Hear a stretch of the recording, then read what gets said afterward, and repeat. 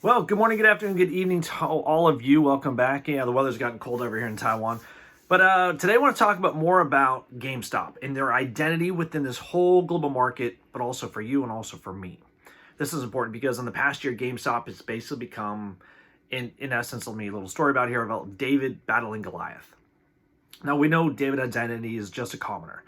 While Goliath, he's built himself a name and an image and even more. We know about this. But now, the identity of David now is, it's not just a company, all right? I don't want you to think about it as GameStop. It's gone past this. You and I and everybody out there who is involved with GameStop and who've bought the stock and who's also on Reddit and all of this, well, we are David. We're the consumers and we're taking on the Goliath. And the Goliath is a whole conglomerate of pretty much the whole market economy.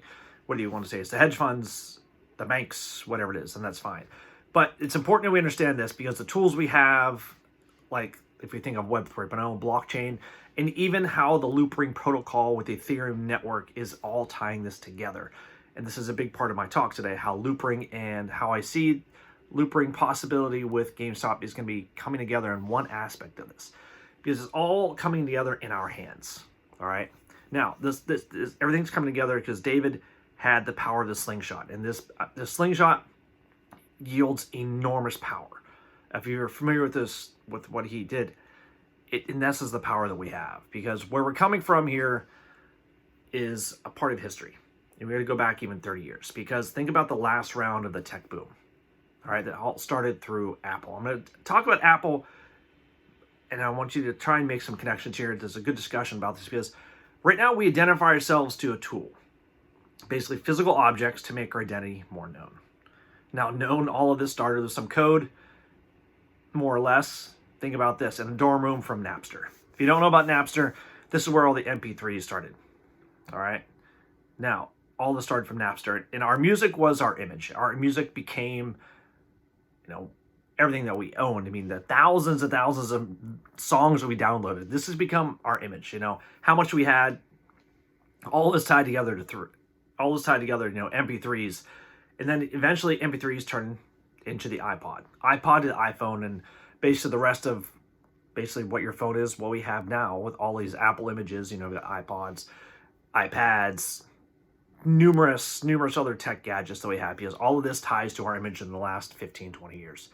Now, where does GameStop and Loopring fit in this whole picture? Well, I want you to think about this, because this is the new boom.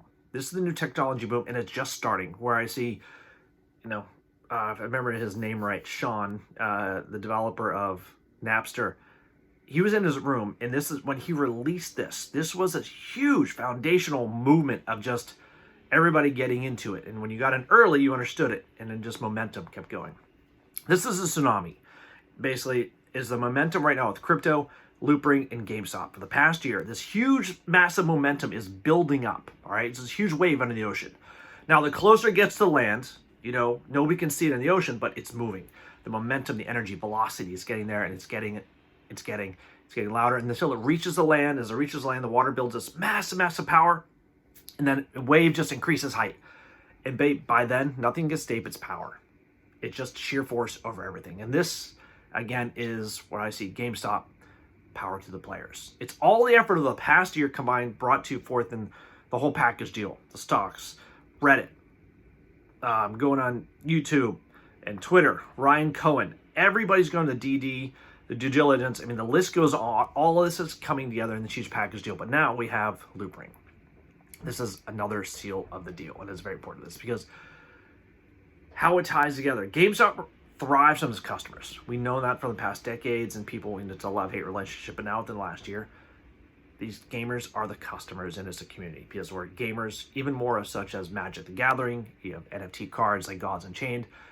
Small gamers, new kids gamers who got sports teams, friends, and even larger communities because it's gone worldwide. And that, what's made this identity and community stronger is communication. Okay? How we communicate. Even we communicate now, sharing information through Loopring, just getting together through different due diligence all around this.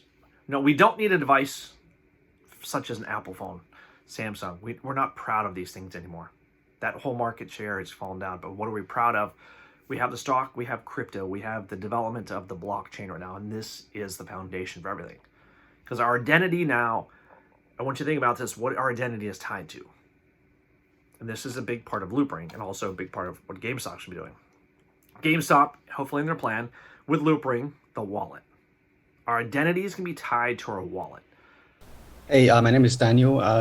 I'm the founder and CEO of Loopring. Today, I'm not going to talk about technical details, but I want to describe two features that we are very excited about in our wallet as well as on our layer 2. So the first one is the counterfactual wallet. So first of all, for those of you who don't know much about smart wallet, a smart wallet is actually a smart contract based. So each wallet is a smart contract.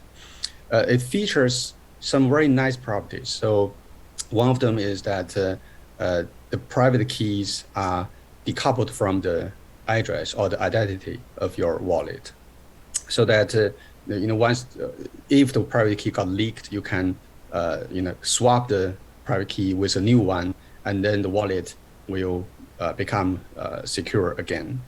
The other nice property is that the state of the wallet is decoupled from the logic, because every smart wallet is behind a proxy. We can upgrade the logic behind the proxy and keep the state. So this we achieve upgradability. One of the nice and well-known feature of smart wallet is the social recovery. Compared to EOA wallet, where people have to use best practice to keep a secret to make sure that their wallet are secure. With social recovery, you can just pick up the red social network and use them as your guardians to secure your wallet. We have been marketing for our smart wallet solution for a while, but a big challenge is that deploying the wallet costs a lot of money. So right now on Ethereum mainnet, each wallet will cost about 650K gas, which translates to about $100 sometimes. This is a huge barrier for our massive adoption. So the idea now for us is that we want to allow people to try smart wallet before they pay for the wallet creation. So how can we do that? We delay the wallet creation to a later time. So we call this undeployed wallet a counterfactual wallet. So once people feel like they like the wallet, they want to pay for the creation, for the deployment, they can do it manually, or they can predefine some rules. For example, if the total asset in their wallet exceeds a threshold, then we can help them to deploy the wallet and then charge a fee. And through Web 3.0, with the new GameStop developments and everything that we've seen through a lot of the people pushing through and their hires, how do we see power to the players? I see this as our wallet coming through, because it's what we hold in our hands. It's the protocol we use. It doesn't matter what phone you use or however you have your wallet. It doesn't matter where it's on, your PC, your laptop, your multiple devices, because it's just called segmentation of technology. Each part of the whole, yet in its own sections.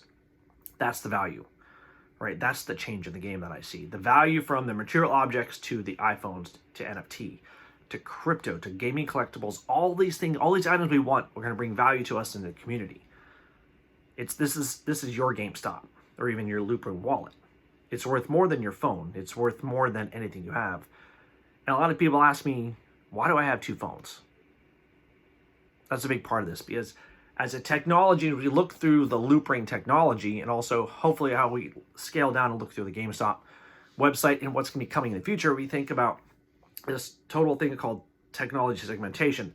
The process of dividing the different tech domains into different segments based on various applications and areas and problems that need to be solved. Each of these small segments can be further divided into smaller and smaller, deeper further analysis, kind of like a Merkle tree. Now, each level has many different segments, and you can call them tech nodes or whatever you want, but they each can divide it into a separate section. I'm sure Ryan Cohen and his team, they're looking at what needs to be added to really change this game. And every time I see a new tweet, a new message from some of their new hires, Think, what are they going to be adding to this? What are they looking for? Now, Loopring's coming in this week. The whole protocol is a basic foundation for this. The whole ZK rollup with their wallet. Ethereum, right? It's the driving force of this. Everything else is going to be stacked upon this and built upon it, just like Legos. And for me, identity is going to become our wallet. And of course, security, because think about how much value you're going to have in your wallet with crypto, NFTs, gaming. If you play Magic the Gathering, anything you have, you're just going to be contained in your wallet. And that's more valuable. And to me, our identity is going to be basically transformed into our wallets and how we interact and use our wallets within Web 3.0 and connect our wallets to the so many different applications and protocols out there. So to me, that's value. And when I see the Loopring wallet and how it's just right now starting out through layer 2, the ZK rollups, and again, this is such an early stage in development. I have so many ideas and so much I'd love to discuss about the possibility of the different connections of almost like a spider web, just things fragmenting out. There's so much possible in the next year, 2 years, 3 years, 4 years, 5 years. If GameStop is going through with a lot of these things that I'm thinking about and even stuff that I can't even imagine because it's up to the developers and people like you and everybody else that's going to be giving them ideas. Hey, can you do this? Can you do that?